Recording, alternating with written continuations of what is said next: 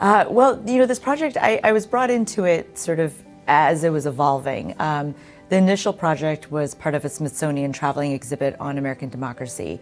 That exhibit was about to launch around the time that the COVID cases first began to erupt across our region.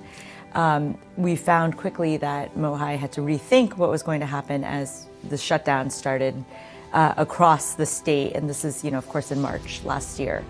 And it was at that point that I was actually invited to come in and help rethink what the project was going to look like and how we could still have a space to think about these questions of democracy, even though the initial understanding or imagining of the exhibit was radically shifted. Well, MOHAI has been our partner for 25 years and counting.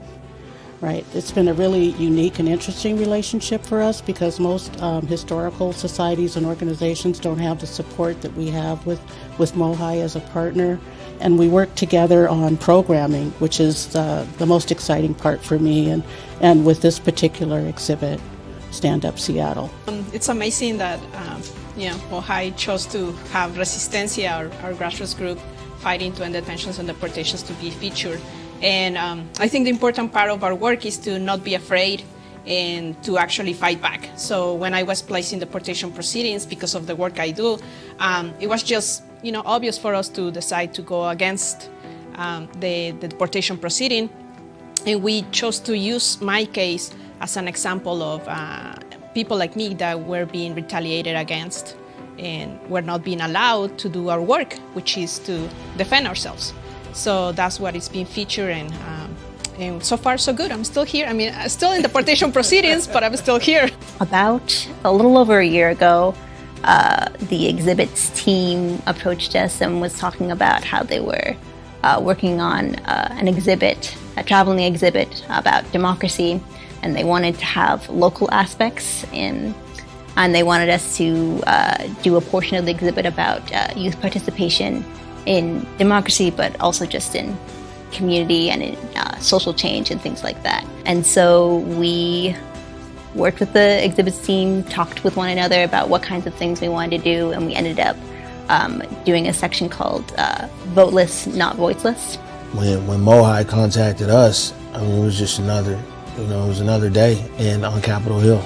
We were still up there in the Capitol Hill studio, and they said they wanted to do something, and I wasn't really interested, to be honest with you, because there was a lot of people, and even now we call it trauma porn, where there was so much stuff that happened this summer, and I'm always conscious of people wanting to document this pain for profit or something like that. And I talked to Stephanie Johnson Tolliver at the Black Heritage Society. And in talking to Stephanie, that conversation, she was like, even if you're not feeling this for yourself, she was like, imagine how many young people in the Central District, the South End, in the area that might be inspired, that a journalist that looks like them is in a museum. And I really thought about that, and being that, this was an opportunity to perhaps inspire young people. In our neighborhood, the big inspirations are you play ball, you might make music, things like that. There isn't too many journalists or media people in a platform like this, like MOHAI. And it took a lot of conversations. I'll be honest with you.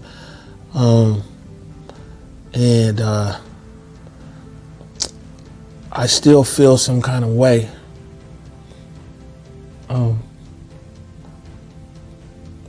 Because Converge Media is in the MOHAI, but all we did was tell the story of tens of thousands of people who are on the street.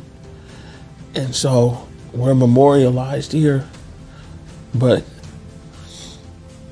it was Seattle who stood up. When you talk about Stand Up Seattle, it was our city that stood up. Go to the exhibit and look at the Converge Media. You are there. It's dangerous, it's revelatory, it's thrilling, it's scary. It's all there, and it's there in a way that you're not going to get from the mainstream media outlets that, you know, maybe 10 years ago we would have thought would be the beginning and the end of the story. So, I mean, Converge was an amazing partner, and they're the only partner we could have had that would bring that perspective to the story. My entire life, I've always believed that actions speak louder than words. You got to walk the walk now. Now it's time to go walk, bro. You talked enough, now let's go walk it. What if the city stood up like this for itself? How much change could we affect here? How much change can we get done here if we come out and stand up like this for where we live? I think that we realized here in Seattle especially, and in the state of Washington, that if we stand up and we'll actually be heard. I mean, Washington State is taking more steps for police accountability than any other state in America, and it's a direct beeline from the activity here, of course, directly in the streets, but the streets is also public comment. The streets is also writing your elected officials, showing up. Far too often, you know, the message of black leaders and black leadership and everything else in this city, and when you talk about democracy being messy, and there is a privilege in democracy, you know, we saw that even during these protests and these march and the morning march and the evening march and everything else. These are marches are peaceful and teach-ins and vigils and everything else led by black women, black femmes. But you know, when things hit the news, it's always different people with different intentions and different motivations. And there's always been a double standard even in protest. I think this is an exhibit that really hits people at a personal level. What I learned from this exhibit, and I had to learn it, it wasn't intuitive to me, is that democracy is an unfinished project, and it requires all of us to be a part of it. It has been, at best, a partial success, and it has a whole lot of failures that we can correct, that we must correct. And to me, the exhibit was revelatory of that. There were 3 flashpoints, right, last year that made us have to also think about how this exhibit was going to evolve, who we were going to invite into it, who we were going to have to kind of work with to make sure we were telling the right stories. And certainly the COVID-19 crisis, but then the overwhelming sort of eruptions across the country and here in Seattle around police brutality and ongoing racial injustice. And then this is all set up against the backdrop of the 2020 elections as well. So those 3 moments kind of converged together as we were in this kind of moment of crisis, having to think, okay, we had one vision for what this exhibit was supposed to be, and now we really have to think about how we're responding. Because at Maya we talk a lot about, you know, how important youth voices are. This portion of the exhibit really helped us illustrate that it's not just that young people are voteless, it's that we're often dismissed. It's not like we're separate from the impacts of those policies and what the government does and the social issues that are out there, but we're still often, again, dismissed from having a view on those things and fighting for those things. My first thought was my nephews and my brother, my baby brother, and realizing that those are black men that have to grow up here. They have to grow up in Seattle. They have to grow up in this place we all inhabit, right? My thought process was, well, I can't let nobody else determine how things are going to turn out for them. I can't let nobody else hold their lives in their hands. I can, though, because I know at least I'm going to do what's best for them, or at least try to do what's best for them. And so when my nephew decided to ask his mom, I think it was like a week before I went out, while the police were killing black people, it lit a fire underneath me and I had to go, man. And that was the turning point in it for me was my family, man, my brothers, my family, that I have to make sure that they live a healthy, prosperous life. And that was my thought behind coming to the streets was, if nobody else is gonna come up here and stand for my brothers, I will. You know what I'm saying? I have to come stand up for them if nobody else will. But why is democracy important to you? Because it gives us the space and opportunity to change things that otherwise we wouldn't have. So for example, from Mexico, and when my deportation proceedings begin, people ask me, well, what if you end up being deported to Mexico? Would you stay? And I was like, no, because I would either be in prison or I would die. They would kill me. Because I know that in my country, people like me are not welcome. And there's no democracy. Absolutely not. The level of corruption and impunity is so high that people like me would not last long.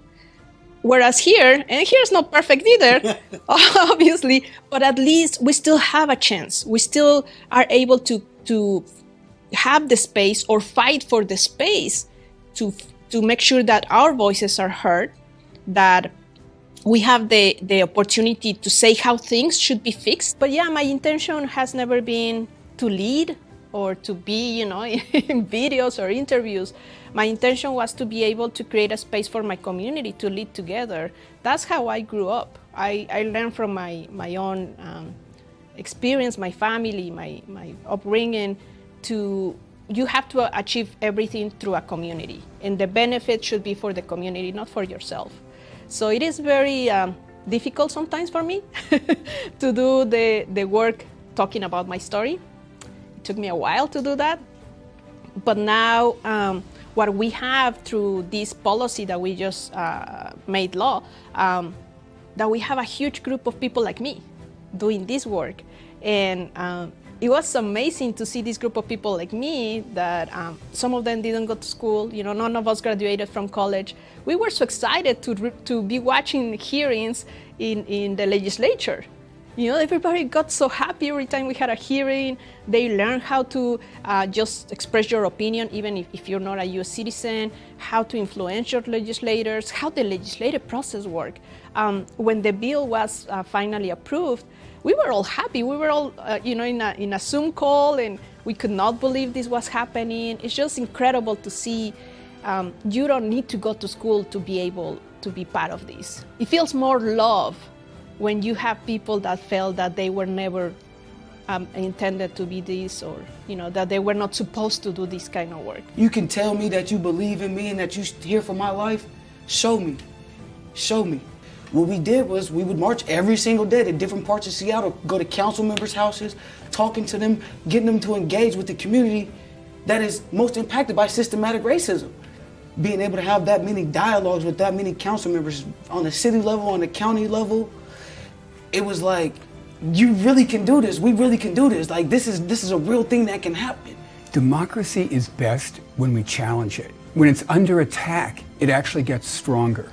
All the protests we saw this summer, all the protests that you read about in this exhibit that go back hundreds of years, they have made democracy live up to its promise. Imperfectly, of course, but there would be no progress without those challenges. Democracy is everything to me. I think that the United States has that open system. I mean, I've visited other countries. I've been outside of the United States, and I've seen it in other ways and forms. And still here in the United States, we have probably one of the best forms of democracy, though it's really hard for us sometimes, and particularly now. Now is the time, I think, for us to remind ourselves that this is a project, we are a part of it, and its success ultimately depends on us. With those three crises that we were facing as a nation, the election, the pandemic, and the protests, we were forced to reconcile with the ways in which our institutions have really failed us, and that they have really broken down, and that while we might imagine this as a moment of failure, for many people they have never worked. They have never been included. They have never been part of the story. And so this became an interesting moment to really kind of think about what it would look like to tell a story about democracy that starts from the perspective of folks that were not meant to be part of it. And having Seattle become the flashpoint of this summer's protests and the resistance that we saw across the country really also became a way for us to imagine Seattle as the center of this story too, and the center of what it means to think about Washington as Washington State and not Washington, D.C., what it means to tell a story that starts from resistance and not necessarily just through institutions. So what I hope people take away is that democracy is something that's fluid, it's in motion, and that we here in Washington have had a unique but also very important role in shaping how the nation is thinking and talking about these issues. You know, before I did a civil disobedience, I did a lot of lobbying, a lot of policy work, both here in the state and at federal level. And I was very disappointed, felt very disappointed. So that's why I jumped on civil disobedience. But then I came back to policy work because we changed the culture. You know, we